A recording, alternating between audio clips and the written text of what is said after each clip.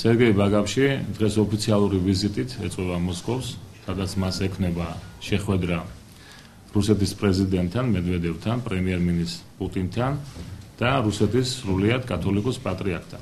ამ ვიზიტით ოფიციალური მოსკოვი ერთის მხრივ ხაზს უსვამს სერგეი ბაგაფშის, როგორც ეგრეთ წოდებული დამოუკიდებელი აფხაზეთის პრეზიდენტის ლეგიტიმურობას და მეორეს მხრივ ვალდებულებების სახით რუსულ სივრცეში ინტეგრირების უპირობო სამოქმედო გეგმას თავაზობს სეპარატისტებს. აფხაზეთის ტერიტორიაზე გაერთიანებული სამხედრო ბაზის შექმნა.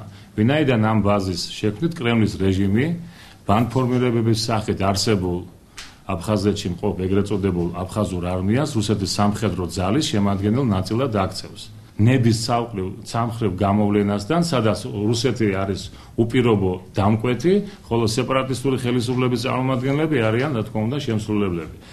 ეს კიდევ ერთხელ ცხადყოფს, რომ რუსეთის მზაკრული პოლიტიკის მიზანს, რომელიც მიმართულია საქართველოს ძირძველი ტერიტორიის აფხაზეთის აბსოლუტურ ანექსიისაკენ.